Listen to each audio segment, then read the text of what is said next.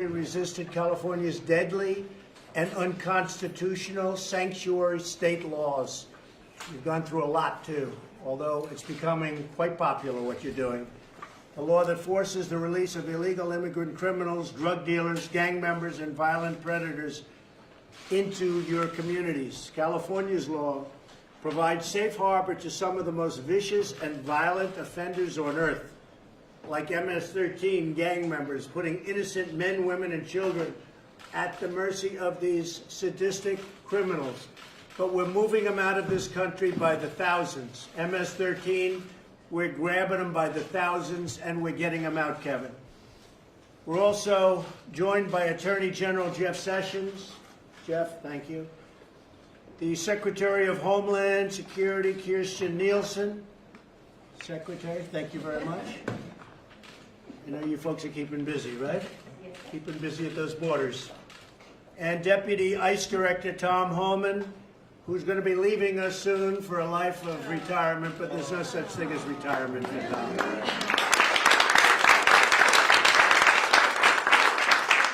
a fantastic job, and we appreciate it very much, Tom. I know that. Oh, you'll never leave the fight. No, you'll always be in. Also with us is House Majority Leader Kevin McCarthy, who has been a special friend of mine. He represents California's 23rd Congressional District, and he is very, very popular. And I just recently saw a poll of Kevin. I think the opposition might as well just go home, because Kevin, they love him out there, and he's done an incredible job. He's brought it home, and we appreciate it, Kevin, the great job you've done for the country. Thank you very much. Unfortunately, Congress, and I have to say congressional Democrats, you take a look at what has been going on and what's going on with the laws, whether it's catch and release, or whether it's any of the things that we're fighting for and so hard. Now, we have started the wall. We're spending $1.6 billion between fixing and starting. You know, Melissa, what's been going on. We're getting it up. We have a lot of folks in California, they don't talk about it, but they want the wall up. And they're very happy. That's one of the reasons we started in California, but we made a lot of progress on it. And now we're going for the full funding for the wall, and we're going to try and get that as soon as possible. But it's become a very popular issue. In January, the Los Angeles Police Department arrested an illegal immigrant from Mexico for drug possession. Instead of honoring the ICE detainer, they set him free. Just a few weeks later, he was arrested again, this time for murder. So they arrested him, they had him, they let him go. Tom, you've seen this. They let him go, and he killed somebody. And it's happening more and more. And we get him out as fast as we can. We have the worst laws anywhere in the world for illegal immigration. There's no place in the world that has laws like we do. Catch and release. Think of it. We catch somebody. We find out they're criminals. We end up having to release them, and they go into our society. Now, we do the best we can, I'll tell you. We do better than anybody, and our numbers are much better than in the past, but they're not nearly acceptable and not nearly as good as what we could have. We're down 40% from those other standards, so that's really good, meaning 40% crossings. So that's good, but we can do much better. Part of the problem that we have is our economy is so strong that people are pouring up to get into our economy. They want a piece of our economy, and that makes the job even tougher. But we want people based on merit. We want people to come into our country based on merit. We're not looking to keep them out. We're looking to bring them in. We need them. We have companies moving back into the United States like never before. Chrysler is opening up now in Michigan. We have so many companies actually coming from Mexico even and coming back in. So we want people coming in based on merit. We all remember the tragic case of Marilyn Ferris in California, who was murdered by an illegal immigrant who had been arrested 6 times prior to breaking into Marilyn's home, raping her and savagely beating her to death with a hammer. And this is one example, but there are many examples. I've been saying it for a long time. We cannot let this butchery happen in America. The state of California's attempts to nullify federal law have sparked a rebellion by patriotic citizens who want their families protected and their borders secured. They want border security. They want protection. That's what we're all about. We're about protection, both from international and from, frankly, people crossing a border illegally. I will now go around the room and ask these incredible mayors and officials to discuss their brave stand on behalf of their constituents. They are very popular. They are very well respected. These are the top people. And they are people that other people listen to. And they listen to them from around the country. So I'll begin by asking California Assemblywoman Melissa Melendez, and you have been an inspiration to a lot of people, Melissa. So maybe you could say a few words and we'll go right around the room, okay? Thank you, Mr. President. Thank you. I just want to start off by saying, on behalf of everyone here, thank you for inviting us. There are more people in California, I think, than you know, who support what you're doing, who believe in your agenda in securing our borders. Everywhere in between, from San Francisco to Los Angeles, you have millions of people who want to see that our borders are secure, that our neighborhoods are safe. So we want to thank you for what you're doing. I have been in office in California for 5 years now, and it's interesting to me that you've been in office for a year almost? 17, So yeah, 17 months. So 17 years would be nice.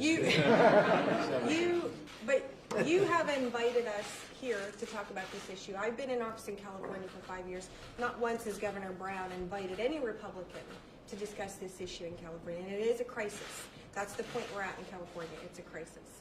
So for me and my constituents, and those are Democrats and Republicans and independents alike, because I get emails from all of them, they don't want to see another Kate Steinle.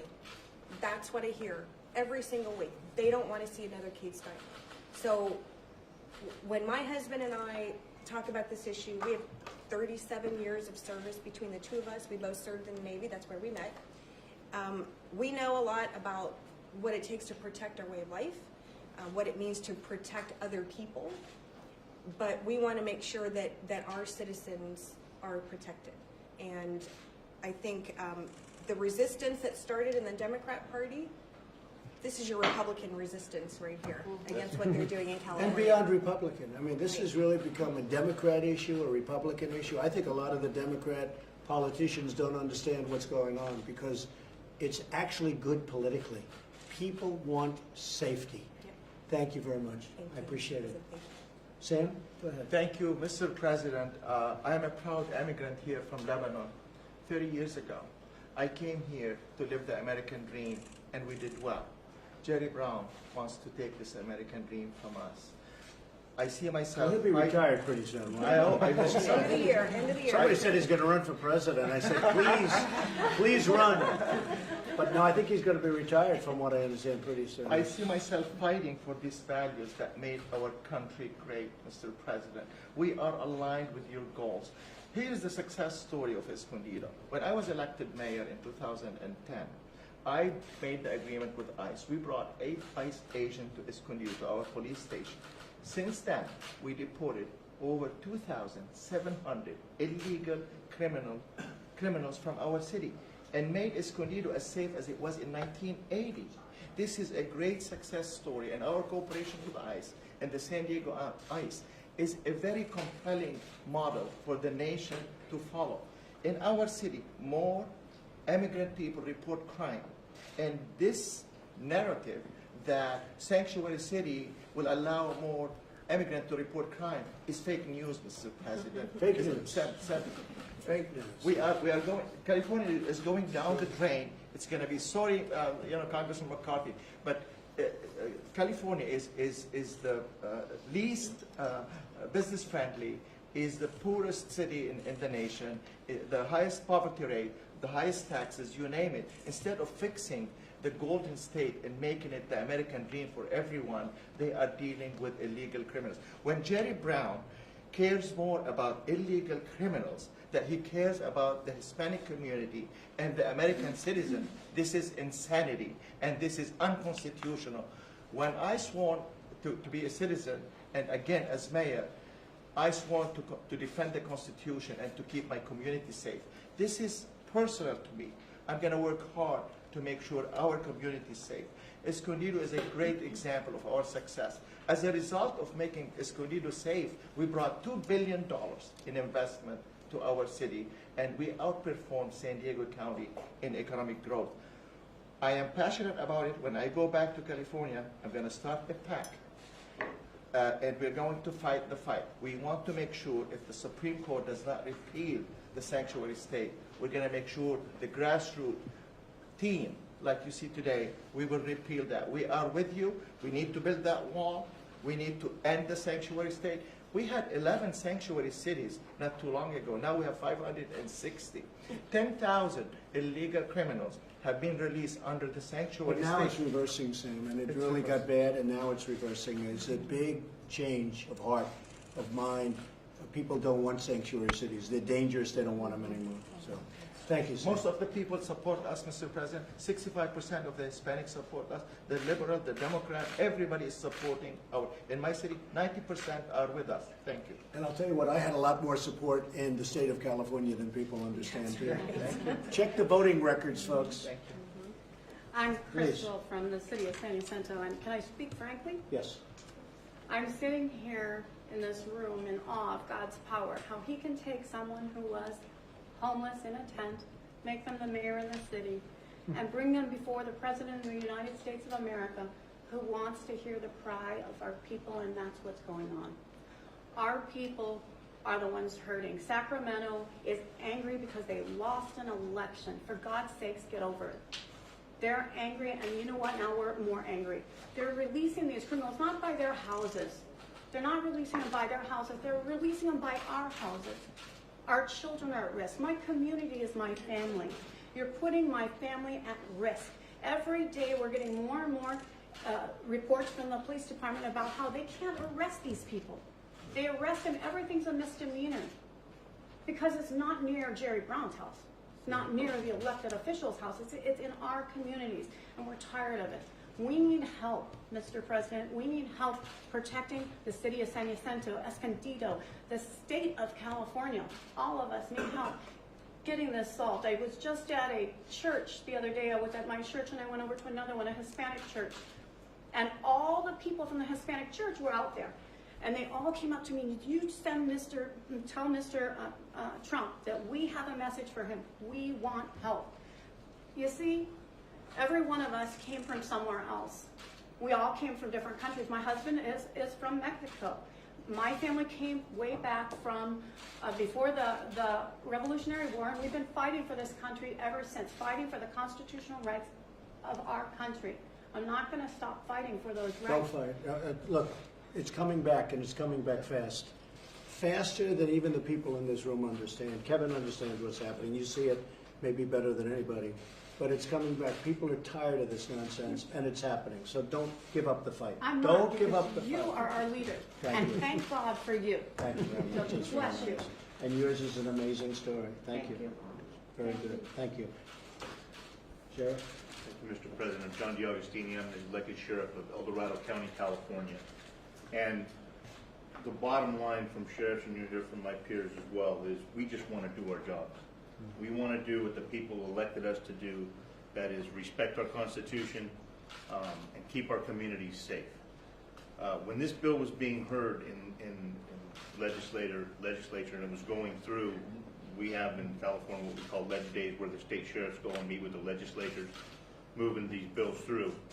And what literally disgusted me was a common term that we heard throughout the discussion of SB 54 from different legislators. And the quote was, "We know this is bad policy, but it's great politics." That's wrong, because this bill absolutely jeopardizes public safety in our communities. We're not immigration officers. We never have been, and we're never going to be. We just want to be able to cooperate with our federal partners so that these folks that end up in our custody and need to be deported get deported.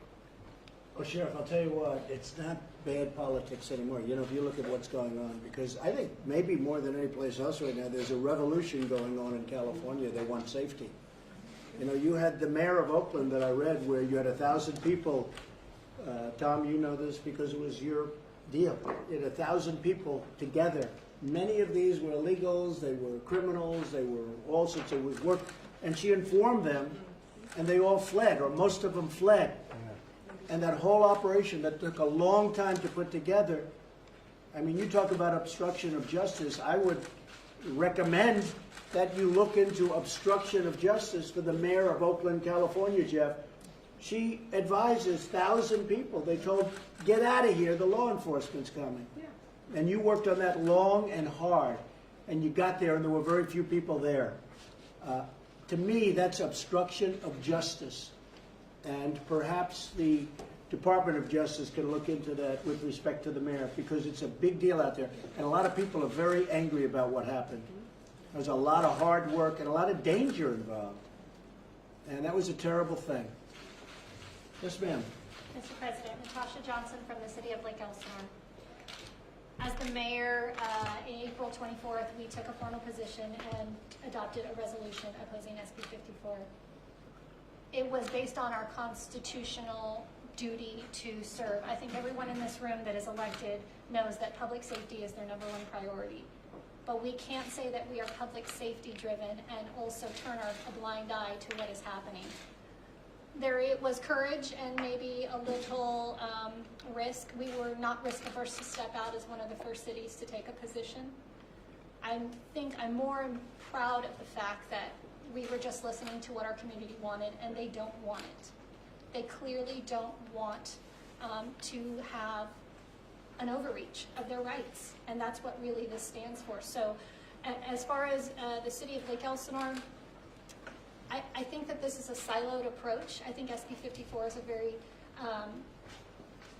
is a great representation, and I think maybe some have forgotten, maybe especially Sacramento, about a siloed approach right before 9/11, and some of the things that we really can look back in history and see. It's going to take a multi-agency approach. It's going to take coalition, a revolution, whatever you want to call it. But I'm completely impressed with the room and what we stand for. This isn't a fight. This is a battle. This is a war, and I know that we have a lot of work to do. This is just the beginning. We'll get it done. Thank you very much. Secretary Nielsen, would you like to say something?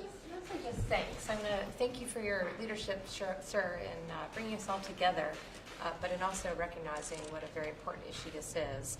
And this week, as many of you know, we celebrate Police Week, and we celebrate law enforcement. Everyone in this room is an enforcer of the law, and I thank you for that, and I thank you for your leadership. When states are turning their back on the U.S. Constitution and their communities, you are standing up, and we greatly, greatly appreciate your partnership. I know Director Homan will give us more details on the dangers of sanctuary cities, which you're living, as do our officers and folks who work at ICE and other parts of the federal family. But I just want to hear from you and just thank you. Thank you for your partnership and for standing up for your communities. Thank you. Thank you. And you're doing a good job, and it's not an easy job. I know what you're going through right now with families is very tough, but those are the bad laws that the Democrats gave us. We have to break up families. The Democrats gave us that law. It's a horrible thing. We have to break up families. The Democrats gave us that law, and they don't want to do anything about it. They'll leave it like that because they don't want to make any changes. And now you're breaking up families because of the Democrats. It's terrible. Yeah, how you doing there, President Trump? I'm Troy Edgar, Los Alamitos Mayor. It's an honor to be here.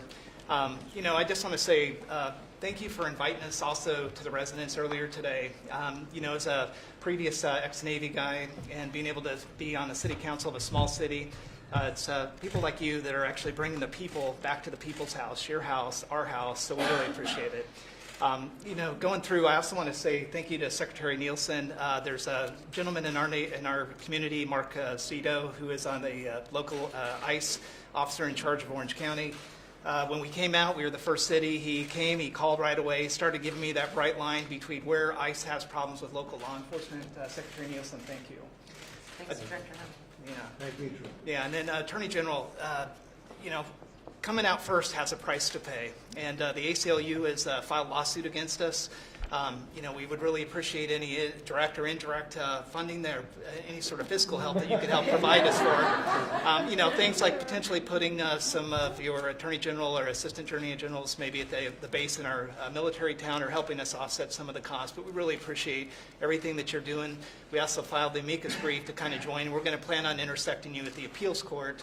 One of you guys will appeal, and we think that we'll have a more substantive amount to offer at that point. Maybe we could join in with you, though. We could perhaps join in with you, because we have a lot of cases like that where, we're with you 100%, but we're not in paper. So we'll join in with you. If it's at all possible, we'd like to do that. Pam, thank you very much, Troy. Thank you, Mr. President, and amazing honor to meet you, and thank you so much for the invitation. I served on San Juan Capistrano City Council for the last 3 years, but I've also served on the community engagement panel of the San Onofre Nuclear Power Plant, which is, they call it SONGS. And they, back in 2001, were testifying before Congress that the terrorists were saying target the power plants. So the fact that we have this unsecured border is putting us at great risk, because we know that terrorists are coming in. But with respect to the power plant, that is number one that has the worst safety record in the nation. And one of the questions that I asked... It's a nuclear power plant. Yes. And the terrorists are coming in alongside of the plant. Exactly, Isn't that and you wonderful? can get into that power plant with really, you can just Nice. drive in. And so I asked them actually during one of the meetings, I said, so you have a no-fly zone, right, with respect to the power plant? And they said yes. And I said, so what would happen if an airplane flew in to that no-fly zone? Would you shoot it down? They said no, and that was on the record. And so I just think that it's a Fukushima #1 waiting to happen. It's on an active earthquake fault in a tsunami zone where they're storing this radiation, which is 124 times that of Chernobyl, and improperly stored, and there's no security. So I think that just... We'll check it out. Okay. Doesn't sound too good.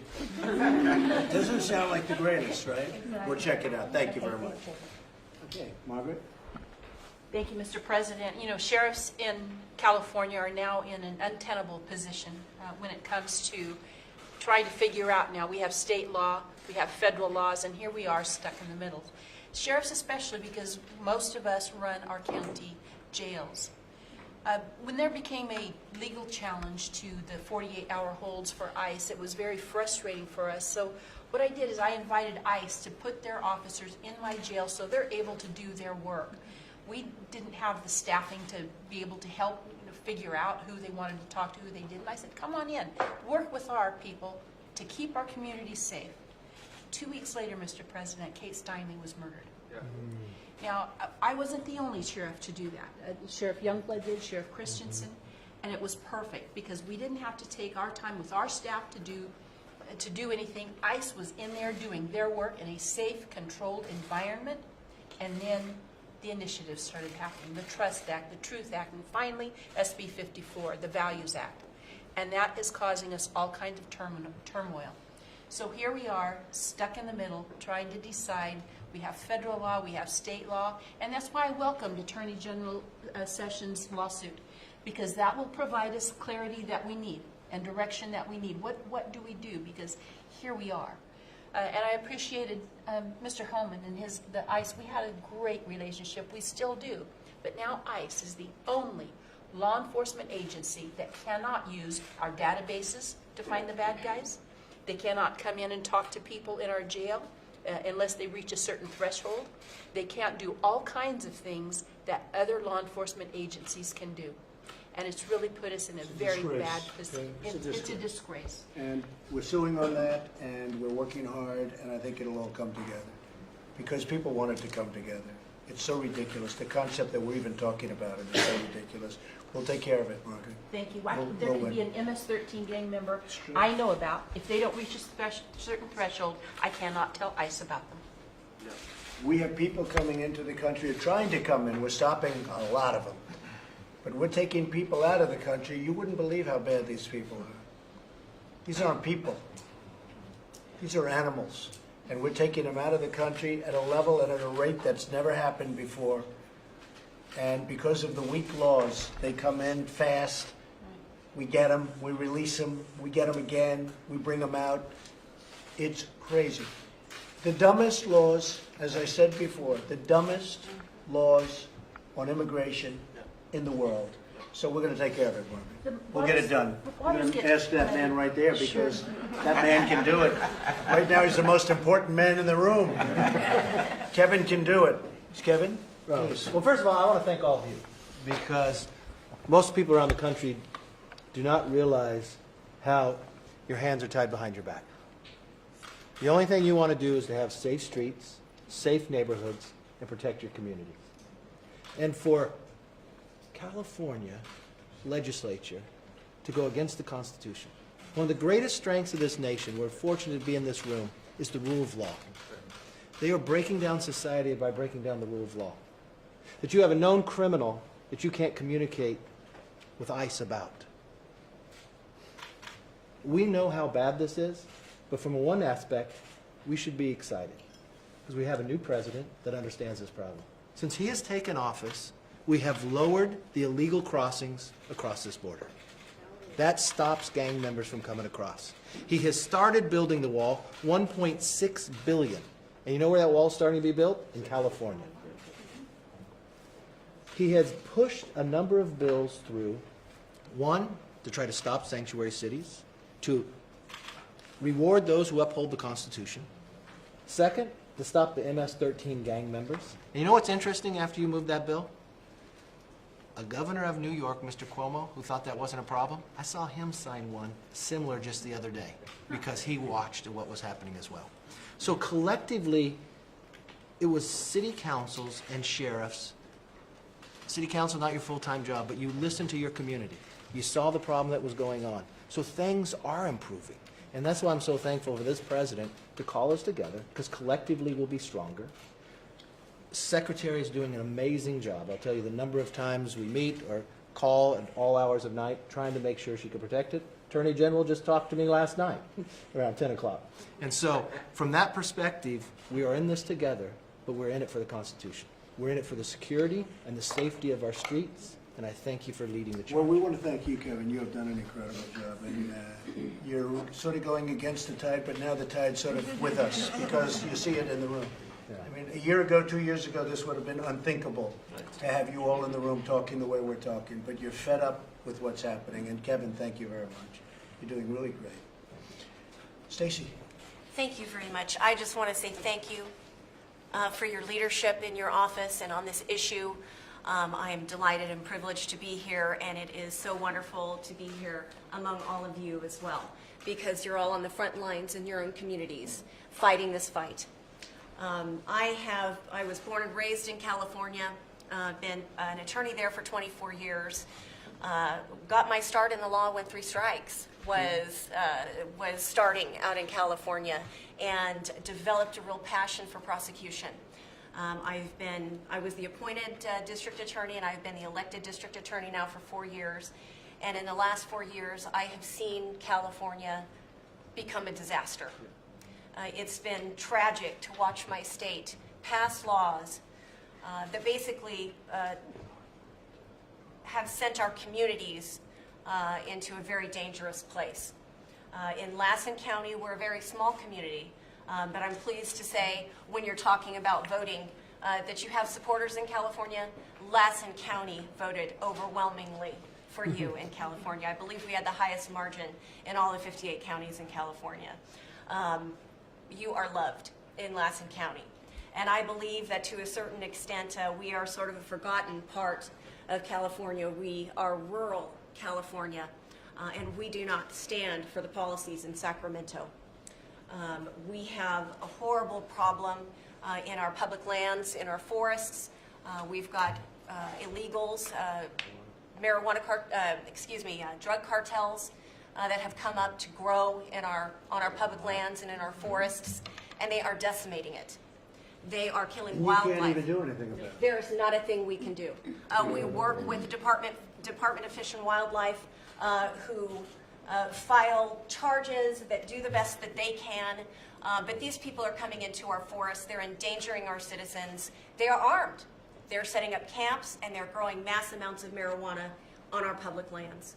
They are killing wildlife. They're diverting streams. The damage that they're causing both to the economy and to our public lands is going to be generational. A large portion of these people that are coming in to do this are illegal immigrants. Because of the legalization of marijuana in California, now we're seeing those same individuals working with other criminal groups, the Asian groups, the Russian groups, the motorcycle groups, all kinds of organized crime. It's bringing into So rural legalization California. made it worse? The legalization made it worse, yes. I believe the legalization made it worse. I've been appalled. As a district attorney, someone who's sworn to uphold the Constitution and the laws of the state, that we have fallen so far in California. We also have other issues. We are prosecuting an illegal immigrant right now who has been deported several times and has had a violent criminal history, who hit and killed a 16-year-old kid, a boy in our community, and fled the scene. So his case is pending right now. After I brought the suit, I was promptly served with a gag order to prevent me from talking about the case. It's been very frustrating. Also, I've received correspondence, and I know that every DA's office in California has received correspondence from the ACLU and their affiliate organizations pursuant to the Freedom of Information Act and the California Public Information Act, wanting to know what policies, we want to see what policies your office is implementing. What have you done to ensure compliance with SB 54? Well, the response from my office was very simple.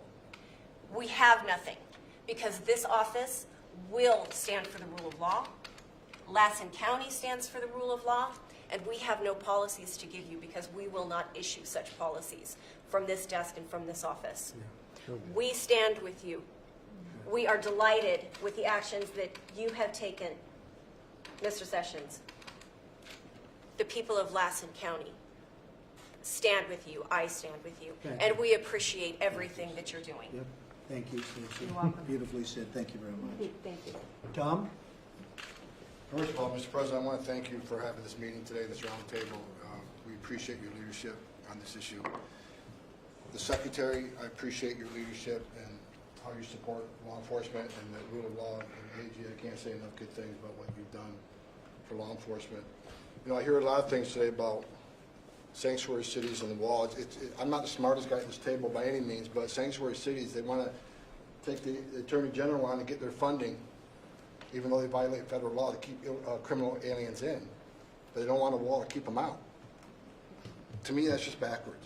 And I just want to spend a minute saying, separating fact from fiction, please.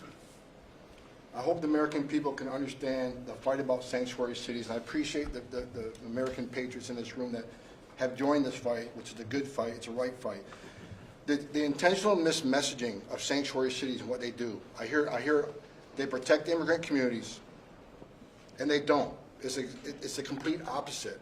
When you release a criminal alien from a jail, they're going to go to the very communities in which they live and reoffend. Anybody can Google recidivism rates. Over half reoffend the first year against the very immigrant communities in which they live. So you're not protecting the immigrant community, you're putting them at greater risk of crime. And when you force an ICE agent, where you can take someone, the custody of somebody in the safety and security of county jail and force it in the neighborhoods, you put our officers at risk. You already put the public at risk. And we're going to find others who weren't even on our radar. So you put the community at greater risk of crime, you put them at greater risk of ICE arrest, and you put the heroes, the law enforcement officers, at great risk. This is National Police Week, as said earlier, and I want to talk about the messaging, the mismessaging from some of these groups and some of these politicians about what ICE does. When you read that, you know, sanctuary cities protect the immigrant communities, but also we don't want to be commandeered, we don't want to be ICE agents. We have never asked anybody to be an ICE agent. We don't want any law enforcement officer to be an ICE agent. What we want is access to a county jail to talk to somebody that we know is here illegally in violation of federal law that committed yet another crime. You can't tell ICE to prioritize criminal aliens and not give me access to the jail. It just don't make sense. And the final point I want to make, in defense of the brave men and women of the Border Patrol and ICE, I'm tired, I'm sick and tired of the constant vilification of these men and women who leave their home every day and strap a gun to their hip, leave the safety and security of their families to defend this nation and to defend their neighborhoods. When you have a congressman standing in front of the ICE office in New York City and call us the Gestapo, comparing what we do to war crimes. When you got a congressman who said, quote, the cowardly acts of ICE officers that terrorize innocent immigrant communities. ICE does more to protect the immigrant community than any politician ever has done. We arrested several 100,000 criminals, removed them from the streets.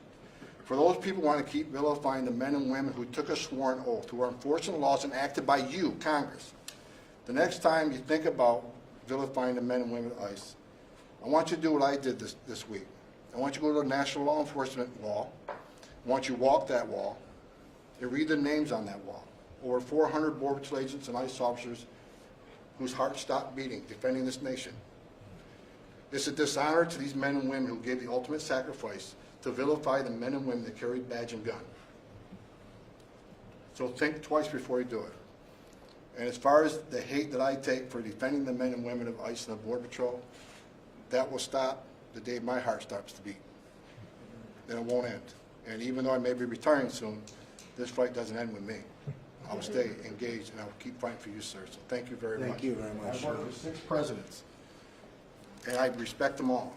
But no president has done more than you for border security and for law enforcement. I think every law enforcement officer at this table would agree with me. Thank you very much, Sean. That's very nice. That's a great compliment, believe me, because you have indeed worked for 6, and all 6 respected you greatly. None more than me. Thank you very much. I just wish you could have said that to the press, but you know, here's the good news. You have such a beautiful full head of hair. You look good even. I appreciate it, Tom. That's really nice. Thank you very much. Elaine? Good afternoon, Mr. President, and thank you for inviting us here to share our thoughts with you. I'm Elaine Genoway, Mayor of the City of Laguna Niguel in Orange County, California. And so really appreciate the opportunity to let you know what our residents are feeling. But first I'd like to ask Director Homan, please let the men and women of ICE know that they have our gratitude and our deep, deep appreciation for what they do. But you know, Laguna Niguel took a stance against SB 54 because that is the greatest threat to the safety of all of California residents, all of our residents, all of our communities, and that includes our immigrant communities.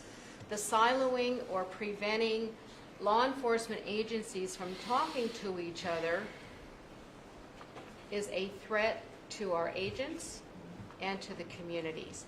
And our country learned a very tragic lesson on September 11th, and that's what happens when law enforcement does not communicate.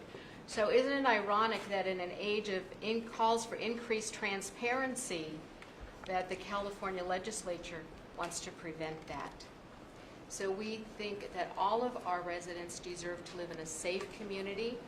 And also, Mr. President, there is an area where we need your assistance with. We will support you on preventing SB 54 and upholding what ICE does. But in California, we need your help with sober living homes. Orange County has become known as the Rehab Riviera. So HR 5724 is just being introduced, and we would appreciate help with that because local control is being attacked from Sacramento every single day, and that is one other issue. We'll take a look. Okay, I'll take a look, Elaine. All right. Thank you very much. Appreciate that. Steve Miller, would you like to say something? Just what an honor it is to be able to work for a president who has the backs of our law enforcement officers. Everything you're doing every day is saving so many lives all across this country, and it's just an endless honor to be a part of it in even any small way. So thank you, sir. Steve. That's very nice. Great job you do, too. Thank you. Good afternoon, Mr. President. It's an honor to be here. I'm Kristen Gaspar, representing the largest county here today, San Diego County. I have 3.5 million constituents that I'm responsible for their public safety. If you look around this room, your tiny but mighty team, this is what Governor Brown classifies as low-life politicians. Well, here we are. You've heard about the problems, you've heard about the statistics, and I could have thought of a million things to say to you. I have a stack of 3,000 emails in my office. These are the emails that have come in, thank yous, people supporting what we're doing, and I have a tiny little stack of less than 50 where people are very upset with what we're doing in San How is Diego. the wall going? It's going. It's going. We're getting built, right? They wanted it so badly, San Diego, they wanted it so badly. And I said, you know, if we build it, we will lose a big constituency because there won't be anybody saying we want the wall. But we had to build it. So I know they're very happy about it. Well, I'd like to share with you a story because sometimes humanizing the issue is really important, and the family reached out to me. And I brought with me one single photo on that plane since the stack of 3,000 emails was a little difficult to carry. But that photo was the last photo taken of 27-year-old Alexander Mason, who was gunned down by an illegal immigrant who had previously been deported. Now, as his family picks up the pieces of their lives that have been shattered, his killer lives openly and freely in a Tijuana motel. Now, it's really interesting what's happening in San Diego with our borders, because we've created a situation where Governor Brown makes San Diego a great place to commit a crime because you have options. You can either be across the border in a matter of minutes and shielded by Mexico, or you have the option of simply staying put, shielded by Governor Moonbeam. So there are options, but there are real consequences for what's happening. And my heart just broke talking to Mr. Mazen about his son. And he described his son dying like a filthy rat in a parking lot, while this killer gets to just live freely in Mexico and being robbed of ever having the opportunity to have grandchildren. Now, he said something that stuck with me. He said, you know, my son, he was a true patriot. He was a wonderful human being, an exemplary citizen, lost because of the problem at our border. So this case and so many others, these are the faces. This is what we're fighting for. And we're all in because we're going to fight to protect our public safety, and we are going to speak freely about this issue until we can look back at our own children and guarantee their safety in our community. Thank you for your advocacy. Well, thank you very much. And do you find Mexico helps or does nothing for us? Mexico does not help with cases like this because it will take years. Mexico does nothing for us. They do nothing for us. And this family will sit and Mexico wait. talks, but they do nothing for us, especially at the border. Certainly don't help us much on trade, but especially at the border, they do nothing for us. Jeff, thank you very much. Jeff? Mr. President, it's great to be with you. I want you to know the President has made clear to all of us that we have to do better. We are going to do better. Our department, we're reviewing everything we're doing. We're going to probably have twice as many prosecutions, add a whole bunch of judges, and do the things that we can to move this agenda forward. But I want to tell you, in my opinion, having been here in a lot of battles over this issue, this year, Kevin, and I know you and I were talking about it, could be the year. This is the year that we have to move Congress. I've always said Congress will pass anything as long as it doesn't work. If you come up with a bill that will actually improve our sheriffs and our ICE officers and Border Patrol officers' ability to do their job, to deport people who've entered illegally, then they object and we seem to come up short. This time, let's don't come up short. We've got a leader. He can articulate this message effectively, and if we all get behind our leader, we'll get something done this year that's historic. Thank you, Jeff. Thank you very much. Mr. President, Ray Grangoff, Deputy with the Orange County Sheriff's Department. Thanks so much for fighting for law enforcement. It's much appreciated. You know, for us, as the mayor said, the biggest issue with SB 54 is not being able to communicate with law enforcement partners. We need to be able to talk. And since 9/11, we have done a great job of opening up the communication at the local, state, and federal level and addressing our shared threats. And in communicating with ICE, we were able to address the shared threat of getting criminal offenders off our streets.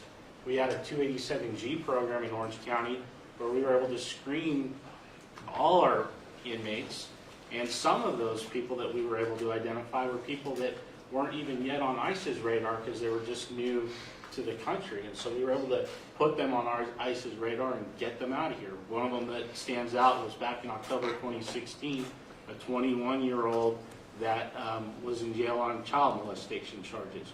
We screened that person and we were able to alert ICE, and now that person is serving time and will be out of the country. But that goes away with SB 54, and we're not able to talk, and that is not a good thing. We need to address those shared threats. So we will reap these bad policies that have been sown, but the lawsuit and what your administration is doing to fight that is a huge help. So keep it up. Thank you, Thank Sheriff. you so much. Thank you very much. I appreciate it. Hi, Julie Hackworth, McIntyre, City of Barstow. We have the longest cul-de-sac. The National Training Center is 27 miles from the City of Barstow. When we joined the amicus brief, we recognized that myself and my council members was that federal law reigns over immigration, not the state. What is happening and listening around this table of what's happening in other communities, I haven't had anything personal from the ICE of illegal immigrations yet, but I know it's coming because we can't enforce anything. Crime rate is up in California, and it's going to continue to rise as long as these policies are blanketed across California. And they're not talking to the small communities. We talk to our citizens every day. They're afraid. And we have the crime rate in the nation is way down, but in California it's up because of the ridiculous laws. Yes. Go ahead. And I just appreciate, Mr. President, for you here, listening to our concerns, listening to, it's going to take all of us, and I think we're ready to make the fight to California to say, enough's enough, we're done. The blanketed policies across California aren't working. So we need help. I'm glad that you're making this fight known. We appreciate everyone in your staff and your administration helping and pushing through to make sure that our communities are safe. Thank you very much. Appreciate it. Thank you. Mr. President, I'm Ward Kusamoto from the tiny town of Los Alamitos, and we were first and we were boldest. And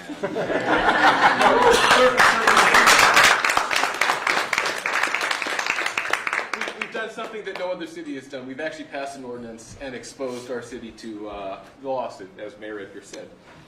And in this experience, there's a silent majority of patriots out there. I'm sorry, I'm getting broken up. That they want this. They want us to do what we're doing. And anyone with common sense knows this California Values Act was put in place to protect those that are here breaking the law.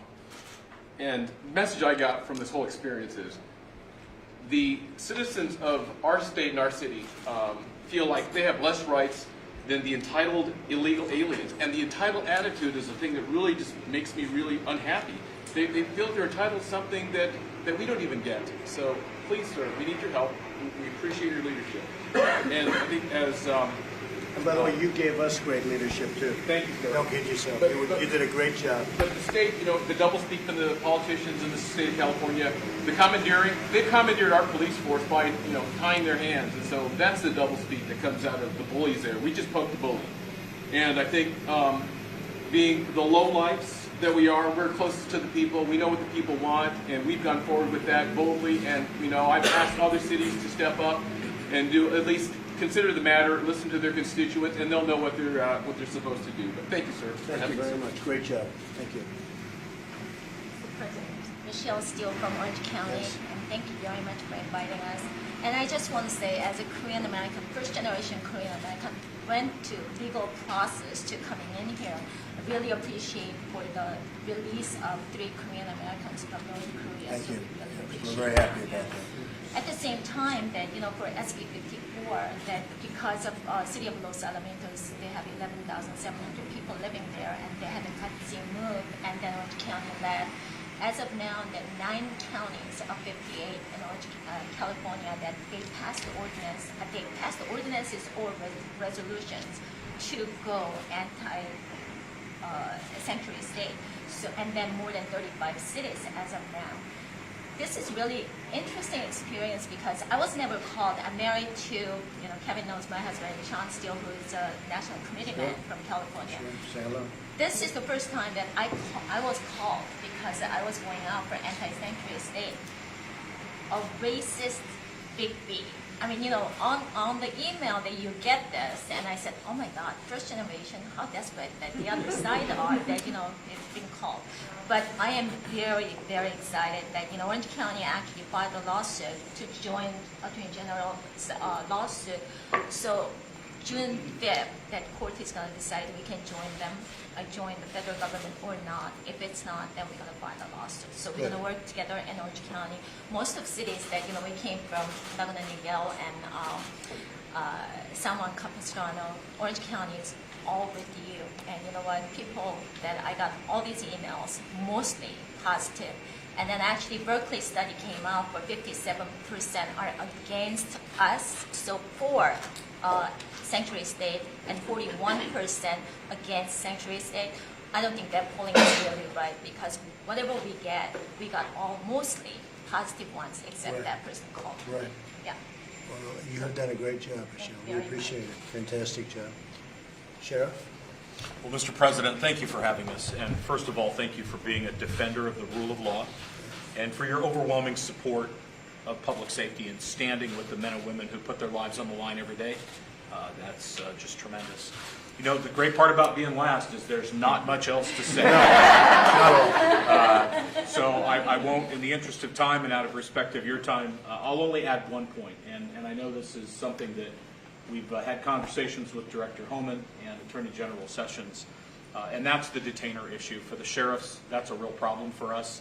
The federal court has said that honoring detainers is a violation of the Fourth Amendment. That puts us in a very precarious position from a liability standpoint. And we really need to be able to do our jobs without all of the interference that's going on. And certainly, I'm going to reaffirm Director Homan's comments. We have an outstanding relationship with ICE. We work very closely with them. Since 9/11, sir, we have an unbelievable partnership with our federal law enforcement agencies. And there shouldn't be anybody interfering with a sheriff's ability, a chief's ability, or anybody in this room at this table today from defending people against those who exploit and victimize them.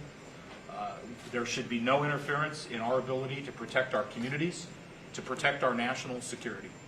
I'm privileged to live in the Central Valley where agriculture is the #1 economic industry, multi-billion-dollar industry. We feed the world.